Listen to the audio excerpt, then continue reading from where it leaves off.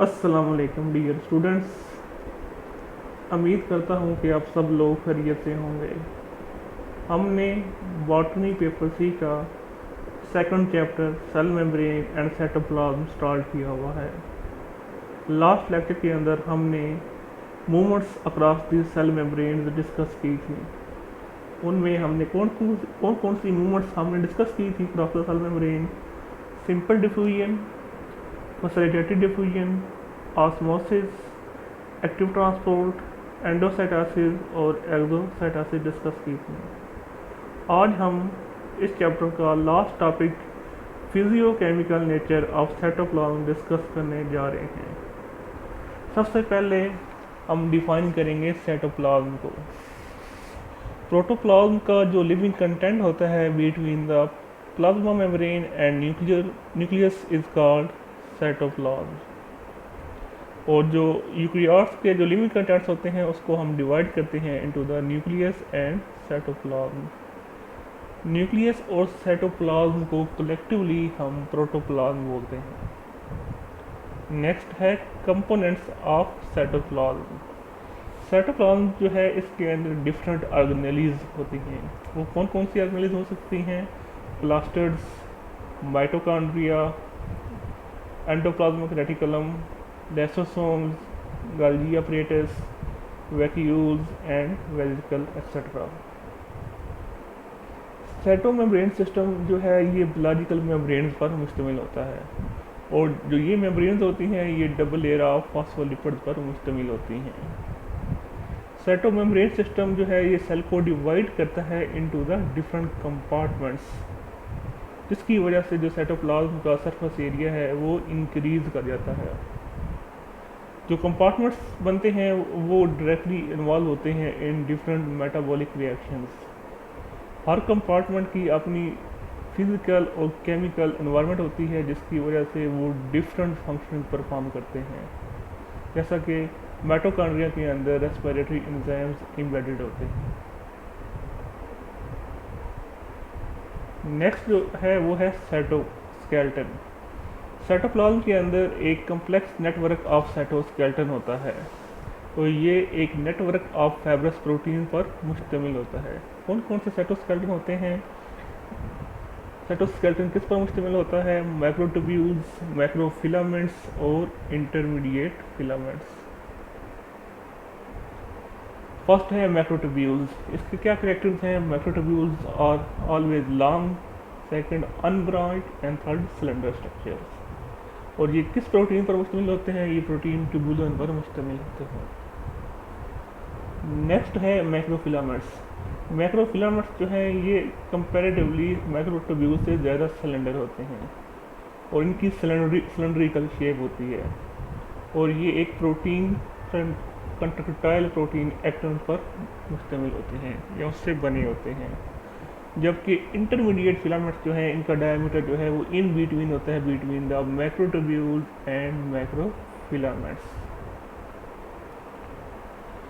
Next जो component है cytoplasm का वो है ग्रेनुलर स्ट्रक्चर। साइटोप्लाज्म के अंदर एक large number of granular structures होते हैं।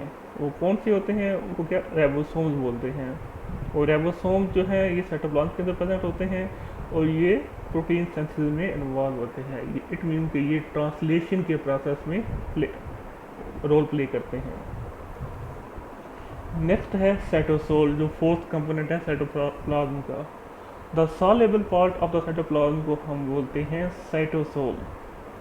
ये एक विस्कस मटेरियल होता है और ये लाइट के अंदर लेस विजिबल होते हैं जो साइटोसोल होता है और इस साइटोसोल के अंदर तकरीबन 90% वाटर होता है। साइटोसोल के अंदर जो सेल के जो फंडामेंटल मॉलिक्यूल्स होते हैं और ये मॉलिक्यूल्स कौन से हो सकते हैं? Proteins, glucose, amino acid, salt etcetera. जो ये मॉलिक्यूल्स होते हैं ये दो तरह के सॉल्यूशन बनाते हैं, true solution and colloidal solution. जो स्मॉल मॉलिक्यूल्स और आयंस होते हैं ये ट्रू सॉल्यूशन बनाते हैं और इनमें कौन कौन से मॉलिक्यूल्स आ जाते हैं जो कि ट्रू सॉल्यूशन बनाते हैं? उनमें आ जाते हैं salts, ions, amino acid and glucose. जबकि लार्ज मॉलिक्यूल जो होते हैं वो क्या बनाते हैं, कोलाइडल सॉल्यूशन बनाते हैं। कोलाइडल सॉल्यूशन जो है ये 2 फॉर्म्स के अंदर प्रेजेंट होते हैं, सोल और जेल। जो सोल है ये नॉन विस्कस कोलाइडल सॉल्यूशन है, इसको हम बोलते हैं सोल, और ये हमेशा लिक्विड फॉर्म के अंदर प्रेजेंट होता है। जबकि विस्कस कोलाइडल सॉल्यूशन जो होता है उसको हम बोलते हैं जेल, और ये हमेशा सेमी सॉलिड फॉर्म के अंदर प्रेजेंट होता है। तो अगर कोई आपसे डिफरेंस पूछे सोल और जेल का, तो आपने ये बताना है कि नॉन विस्कस कोलाइडल सॉल्यूशन को हम बोलते हैं सोल, जबकि विस्कस कोलाइडल सॉल्यूशन को हम बोलते हैं जेल। जो सोल है ये लिक्विड फॉर्म के अंदर प्रेजेंट होती है, जबकि जेल जो है ये सेमी सॉलिड फॉर्म के अंदर प्रेजेंट होती है। नेक्स्ट हम देख लेते हैं physical properties of cytoplasm. Cytoplasm जो है ये मिक्सचर है किस किस चीज़ का, सोल और जेल कंपोनेंट का। अभी हमने डिस्कस भी किया, नॉन विस्कस कोलाइडल सॉल्यूशन को हमने सोल बोला, जबकि विस्कस कोलाइडल सॉल्यूशन को हमने जेल बोला। तो जो साइटोप्लाज्म है ये सोल की तरह फ्लो करता है, लेकिन जो जेल है वो इस फ्लो में रेजिस्टेंस प्रोवाइड करती है। नेक्स्ट है जो साइटोसोल जो होता है ये जेल लाइक होता है near it's outer membrane. Outer membrane के नज़दीक ये जेल लाइक होता है, जबकि इनर एंड के करीब ये सोल लाइक होता है। इस प्रॉपर्टी की वजह से जो साइटोप्लाज्म है ये streaming and cyclic movement show करती हैं। साइटोसोल जो है ये जेल लाइक होता है नियर इट्स आउटर मेम्ब्रेन, और सोल लाइक होता है नियर इट्स इनर एंड, जिसकी वजह से इस प्रॉपर्टी की वजह से जो साइटोप्लाज्म होते हैं वो साइक्लिक मूवमेंट्स और स्ट्रीमिंग मूवमेंट्स शो करते हैं। साइटोप्लाज्म की जो पीएच है वो न्यूट्रल पीएच है, और ज़्यादा जो सॉल्ट्स होते हैं वो साइटोप्लाज्म के अंदर आयनिक फॉर्म के अंदर प्रेजेंट होते हैं। नेक्स्ट हम देख लेते हैं फंक्शंस ऑफ साइटोप्लाज्म।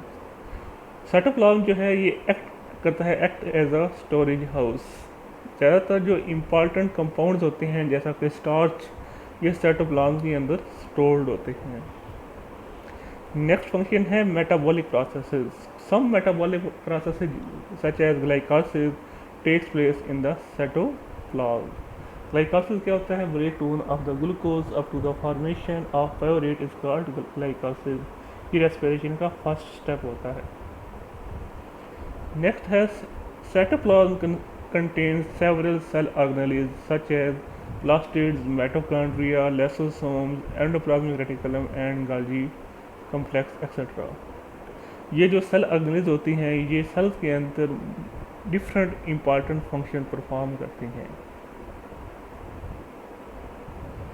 नेक्स्ट अब अभी हमने डिस्कस किया था कि जो साइटोसोल है वो सोल लाइक भी होता है और जेल लाइक भी। जो आउटर मेम्ब्रेन के करीब ये जेल लाइक होता है, जबकि इनर एंड के करीब ये सोल लाइक होता है, जिसकी वजह से जो साइटोप्लाज्म होते हैं ये स्ट्रीमिंग मूवमेंट शो करते हैं। अब स्ट्रीमिंग मूवमेंट्स कौन सी होती हैं, is an active mass movement of cytoplasm. और ज़्यादातर जो फ्री मूवमेंट्स ऑर्गेनेल्स होती हैं जैसा कि माइटोकॉन्ड्रिया, वो इन स्ट्रीमिंग मूवमेंट की वजह से साइटोप्लाज्म में मूव करती हैं। इसके अलावा जो साइटोप्लाज्म का साइटोस्केलेटन होता है वो सेल को सपोर्ट प्रोवाइड करता है, इसकी वजह से सेल को सपोर्ट मिलती है। इसके अलावा जो साइटोस्केलेटन होता है ये इंटरनल सेल मूवमेंट में भी हेल्प करता है। तो ये था हमारा आज का टॉपिक। आज के टॉपिक में हमने फिजियोकेमिकल नेचर ऑफ साइटोप्लाज्म, जो हमारा टॉपिक था उसमें हमने सबसे पहले साइटोप्लाज्म को डिफाइन किया था।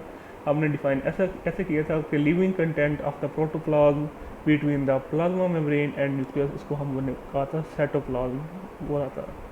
फिर हमने ये कहा था कि प्रोटोप्लाज्म किसे कहते हैं, न्यूक्लियस और साइटोप्लाज्म को कलेक्टिवली हमने नाम दिया था प्रोटोप्लाज्म का।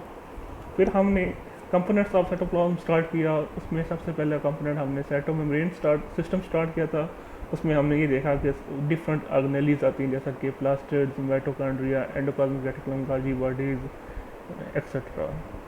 फिर हमने साइटोस्केलेटन को डिस्कस किया। साइटोस्केलेटन में हमने कहा कि ये कम्प्लेक्स नेटवर्क ऑफ साइटोस्केलेटन होता है साइटोप्लाज्म के अंदर, जो कि एक नेटवर्क ऑफ फाइब्रस प्रोटीन्स पर मुश्तमिल होता है।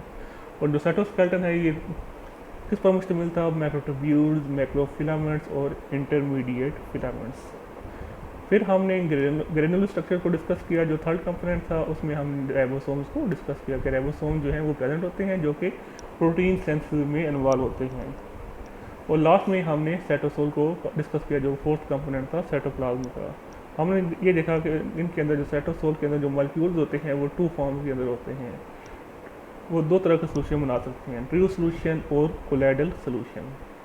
तो कोलाइडल सोल्यूशन की हमने फर्दर टू फॉर्म्स पढ़ी, सोल एंड जेल। और फिर हमने ये डिस्कस किया कि what are the physical properties of the cytoplasm. और लास्ट में हमने फंक्शंस ऑफ साइटोप्लाज्म को डिस्कस किया। तो आज ये चैप्टर हमारा ख़त्म हो गया है। नेक्स्ट लेक्चर के अंदर इंशाल्लाह हम बॉटनी पेपर सी का थर्ड चैप्टर स्टार्ट करेंगे। तब तक के लिए अल्लाह हाफिज़।